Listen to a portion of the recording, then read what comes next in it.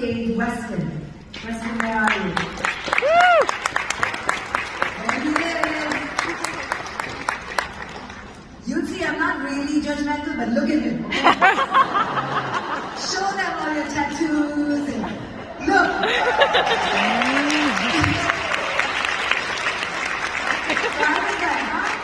And he's a PhD, he just got his doctorate in clinical psychology. Dr. Weston. You guys, I am, yes, I get said that quite a bit. So how people refer to me, they'll be like, you're gonna love Wes, he's amazing, he's an incredible therapist and clinician, but I gotta give you a heads up, he looks like a pirate. And this has been my evolution over time. I didn't always have this many tattoos, but what I want to use my time, I really want to say I'm honored and humbled to be here. And I want to tell a couple quick stories. So I'm a PhD, LPC. My mom has been in the field for years. My grandmother has her EED. And as a licensed professional counselor, I did therapy for years in private practice. Now I have a youth center that we serve young people and we deal with anxiety, substance abuse, self-harm, suicidality. We work with families. It's a beautiful blend. But I want to go back to my own childhood. So I can remember, I think I was maybe 4 or 5 years old, and I was asking my mom all these questions. What does God look like? When can I talk to God? What kind of job does God have? What does God think is funny?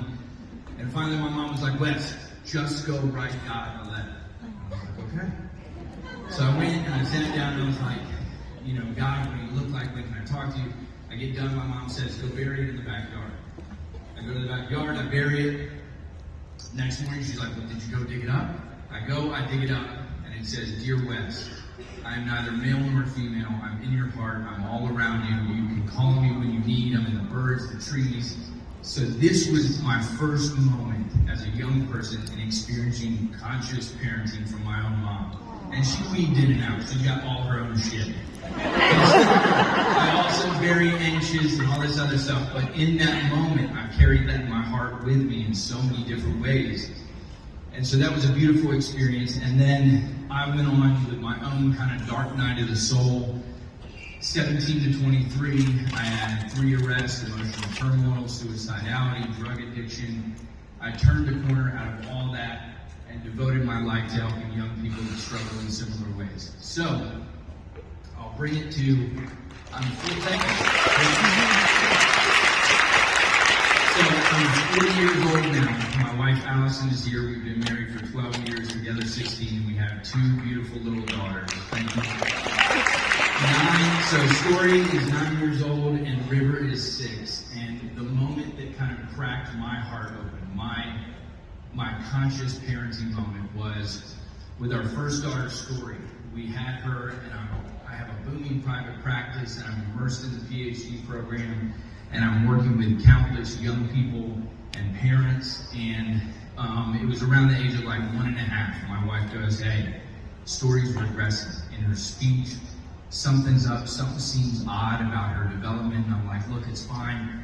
She's gonna come to it on her own. But we go to the Marcus Autism Center, and my wife kind of leads this. And we get there and they do what's called the ADOS assessment on my daughter. And they come back and they say, definitively, we know your daughter is on the autism spectrum scale. And here I am, 2 years into the PhD, and I sit with these, women who have done the assessment. I'm like, can you talk to me a little bit about the etiology of autism and your understanding of the increase in percentage and all this? And I go, I'm just nailing them with all this stuff. And finally the lady's like, let me go get my boss. I can't answer all these questions. That happens. We get done. I get in the minivan and I just burst into tears. And I recognize that was all my own shit. All my projection, fear, defense mechanisms. What did it mean for me as a husband, as a father, to have a daughter with autism? And here I was, not willing to look at it, being scared to kind of accept it. And so that was a moment for me that was, how can I be a conscious parent and parent the child in front of me? And Story is a beautiful angel. She's amazing. She's got autism, sensory issues, but it has cracked my heart wide open like nothing else. It has been a gift. She is a teacher in so many ways. And so Dr. Shefali's work, this conscious parenting work, When I first heard Dr. Shefali, she said, a parent's greatest fear is a child in pain. But a child's greatest disservice is a parent who is unable to witness their pain. And I heard that and I carried that with me, and that came into every single session, every kid I worked with, every family I worked with. I finally felt like I don't care how these parents feel, I'm going to tell them truth. And I'm going to share Dr. Shefali's work, and I'm going to deliver this truth because it's what they need to hear in order to wake up. So I carry Dr. Shefali's work with me in everything that I do, and I'm honored to be here. I'm grateful to have this time. Thank you guys very much.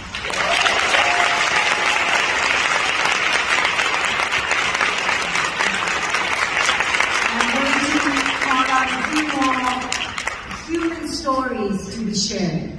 And the next person I'm going to call